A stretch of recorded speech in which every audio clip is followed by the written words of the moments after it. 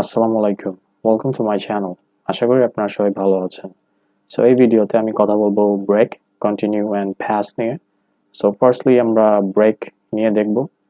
So let's say যে আমার i equals to 0 আছে, অ্যান্ড দেন আমি বলছি যে while, and then let's say যে আমি বলছি যে i is less than 10, and then আমি i এর ভ্যালুটা প্রিন্ট করতে চাচ্ছি, অ্যান্ড দেন আমি বলছি যে বেসিক্যালি আমি ইনক্রিমেন্ট করছি, অ্যান্ড দেন আমি একটা কন্ডিশন দিচ্ছি যে i এর ভ্যালু কি সমান সমান 5 কিনা। যদি সেটা হয়ে থাকে দেন ব্রেক, দ্যাট মিন্স আমি লুপ থেকে বের হয়ে যেতে চাচ্ছি। সো এইখানে বেসিক্যালি যেটা হবে যে লেটস সে যে ফার্স্টলি আমার i equals to 0 আছে, and then while i is less than 10, basically এটা একটা ordinary loop, while loop, and আপনার যদি while loop নিয়ে প্রবলেম থাকে বা বেসিক্স নিয়ে ঝামেলা থাকে দেন আপনি বেসিক্যালি এই ভিডিওটার আগে যে ভিডিওটা সেটা আপনি দেখতে পারেন, ওখানে আমি while loop নিয়ে ডিসকাস করেছি। But basically this is a while loop, and as usual এইখানে while loopটা আমার একটা কাউন্টার আছে, অ্যান্ড দেন আমি এখানে কম্পেয়ার করছি যে i এর ভ্যালু লেস দেন 10 কিনা, অ্যান্ড দেন আমি i এর ভ্যালুটা ইনক্রিমেন্ট করছি, অ্যান্ড দেন আমি বেসিক্যালি দেখছি যে i এর ভ্যালু সমান 5 কিনা। সো বেসিক্যালি আমার i এর ভ্যালু লেস 0 আছে প্রথমে, অ্যান্ড দেন 0 থেকে 1 হবে, দেন 1 থেকে 2 হবে, 2 থেকে 3 হবে, 3 থেকে 4 হবে, অ্যান্ড দেন যখন i এর ভ্যালুটা যখন 5 হবে তখন আমার বেসিক্যালি এই কন্ডিশনটা ট্রু হবে, অ্যান্ড দেন আমি বেসিক্যালি লুপ থেকে বের হয়ে আসবো। So what it means is that basically আমার লুপটা 0 থেকে 4 পর্যন্ত চলবে, অ্যান্ড যখন হচ্ছে যে i এর ভ্যালু 5 হয়ে যাবে তখন আমি লুপ থেকে বের হয়ে আসছি। সো দ্যাট মিনস আমার প্রিন্ট করবে হচ্ছে 0 থেকে 4। So if I run the code, আমাকে এখানে 0 থেকে 4 দেখাচ্ছে। So basically this is really the function of break. আমি ব্রেক দিয়ে বেসিক্যালি লুপ থেকে বের হয়ে আসছি একটা সার্টেন ক্রাইটেরিয়া বা একটা সার্টেন কন্ডিশন ফুলফিল হলে, right? So this is about break. So now let's see an example with continue.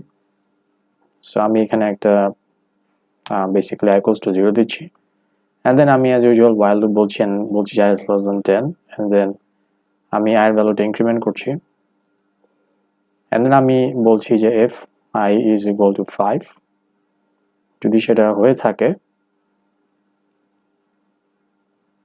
continue, and then print i. So basically এই কোডটাতে যেটা হচ্ছে যে firstly as usual is just a while loop, and then আমি basically আমার এখানে i equals to 0 আছে, and then আমি i এর ভ্যালুটা ইনক্রিমেন্ট করছি। But in this case let's say যে i এর ভ্যালু 0 হবে, দেন 1 হবে, দেন 2 হবে, দেন 3 হবে, দেন 4 হবে, বাট যখন i এর ভ্যালু সমান 5 হবে তখন আমার এই কন্ডিশনটা ট্রু হয়ে যাচ্ছে। সো দ্যাট মিনস তখন আমি কন্টিনিউ করছি, তখন আমি আর i এর ভ্যালুটা প্রিন্ট করছি না, রাইট? সো কন্টিনিউ মিনস আমার বেসিক্যালি আমি আবার উপরে চলে যাচ্ছি।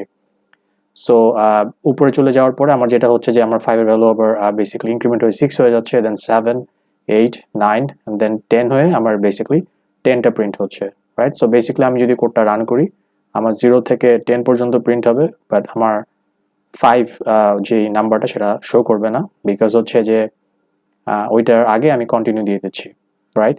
সো আমার 5টা আর প্রিন্ট হচ্ছে না, আমার 5 এসে কন্টিনিউ হয়ে আমার বেসিক্যালি 6 হয়ে যাচ্ছে আবার, and then 7, 8, 9, 10 হচ্ছে। সো আমি যদি রান করি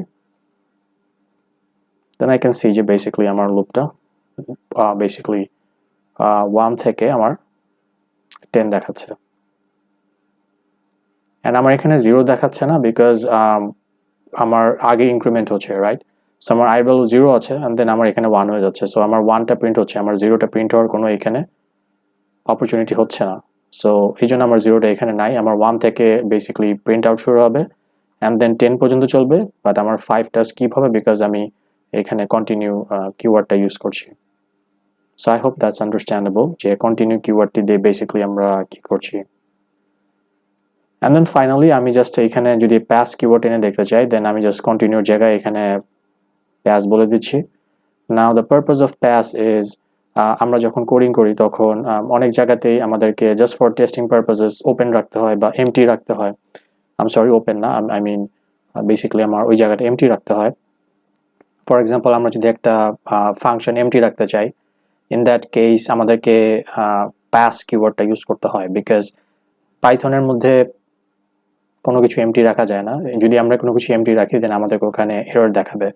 সো আমরা যদি একটা কোনো ক্লাস এমটি রাখতে চাই বা কোনো ফাংশন এমটি রাখতে চাই, বা ইন দিস কেস আমরা যদি একটা কোনো কন্ডিশনের পর জাস্ট লাইক এমটি রাখতে চাই, দেন আমরা তখন ওই জায়গায় হচ্ছে pass কিওয়ার্ডটা ইউজ করব so pass means empty that means কিছুই হবে না ওই জায়গায় right it's just an empty thing but পাইথনে যদি কোনো কিছু empty রাখতে চাই দেন আমাদেরকে ওইখানে বেসিক্যালি pass কিওয়ার্ডটা ইউজ করতে হয় ঠিক আছে সো আমি যদি রান করি দেন অ্যাজ ইউজুয়াল আমার জাস্ট 1 থেকে 10 প্রিন্ট করে দেখাবে এন্ড এবার আমার 5 আর স্কিপ হবে না বিকজ আমি এখানে কন্টিনিউ না আমি এখানে পাস বলছি সো আমি যদি এখানে কন্টিনিউ কিওয়ার্ড ইউজ করতাম দেন আমার 5 নাম্বারটা স্কিপ হতো বা যেহেতু আমি পাস ইউজ করছি pass means just nothing right কোনো কিছুই হবে না just pass it's an empty thing মানে এই কন্ডিশনটা ট্রু হইলে কিছুই বেসিক্যালি হবে না right just pass it and move on and print I ঠিক আছে সো আমি যদি রান করি